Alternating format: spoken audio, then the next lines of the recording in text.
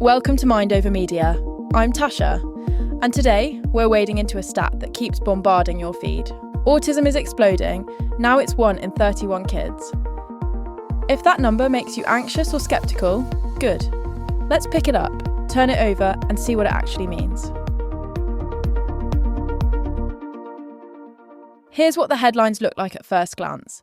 A big new CDC report, a bigger prevalence number, talk show monologues, political hot takes, and 1,000 quote tweets yelling epidemic. But as always, what the graph shows isn't always what reality is. With autism, most of the story comes down to definitions, detection, and data collection, not a sudden change in kids. First, the source, where the stat came from matters. The figure is from the CDC's Autism and Developmental Disabilities Monitoring Network, which reviews health and school records for children aged 4 and 8 in select US communities. In April 2025, they reported about 1 in 31, 3.2%, 8-year-olds identified with autism spectrum disorder, up from 1 in 36 in the 2020 cohort and 1 in 150 back in 2000. That's the source, not a blood test. Not a national registry of every child, surveillance estimates from sampled sites. Now, 3 big ideas frame everything you're about to hear. Prevalence isn't incidence. Definitions move the goalposts on purpose. Better eyes find more kids. Unpack those 3 and the scary boom reads more like measurement catching up with reality. Chapter 1. Prevalence isn't incidence.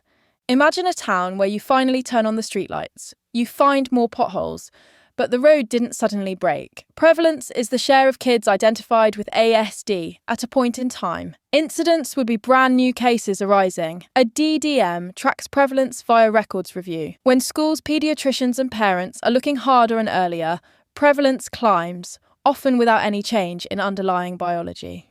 How to spot this in the data?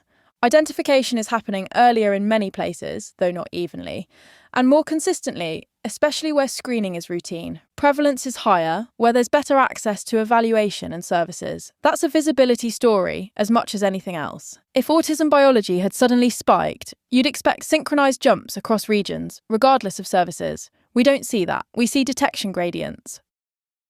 Chapter 2. Definitions moved and clarified the goalposts. In 2013, the DSM-5 collapsed older buckets, Asperger's, autistic disorder, childhood disintegrative disorder, into one umbrella called autism spectrum disorder. That wasn't a conspiracy. It reflected decades of research showing overlapping features and outcomes. One spectrum, many profiles. When you unify categories, some people who were previously labelled something adjacent now sit under ASD. That raises measured prevalence, without changing a single child.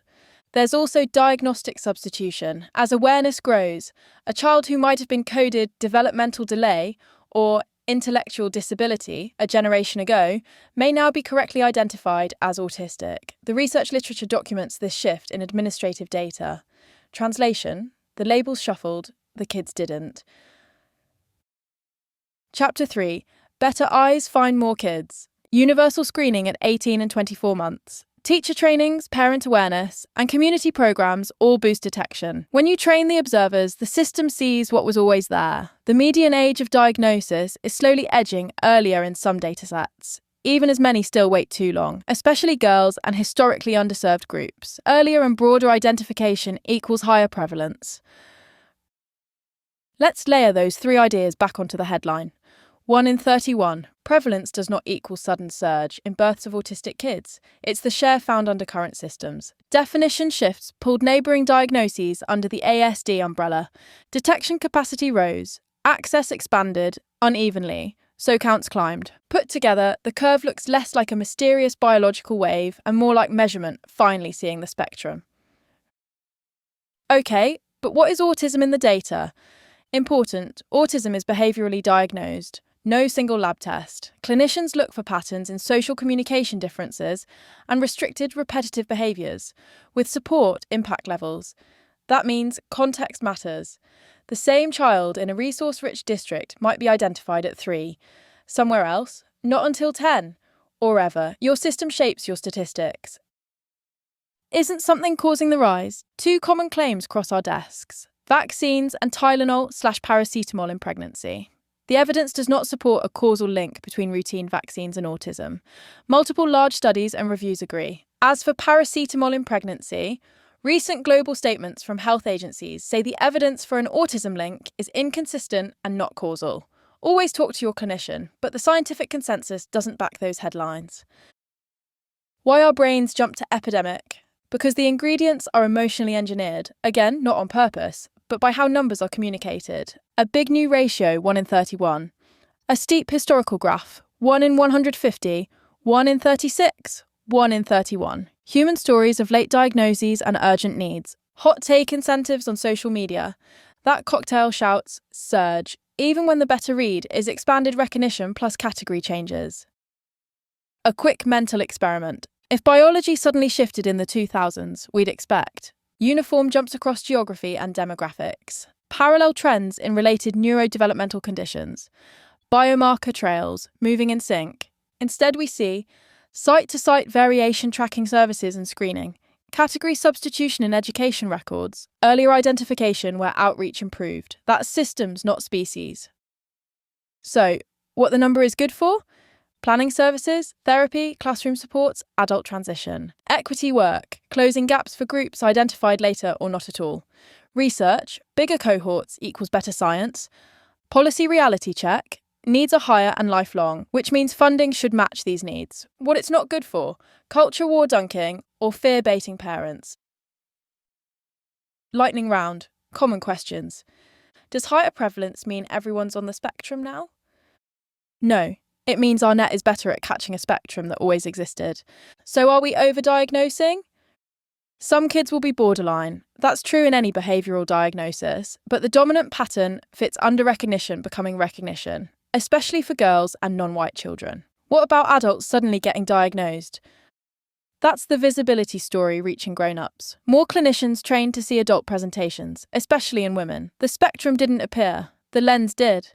If it's not vaccines or Tylenol, what causes autism? There's no single cause. Research points to complex genetics with multiple environmental and developmental factors. Meanwhile, consensus says vaccines don't cause autism.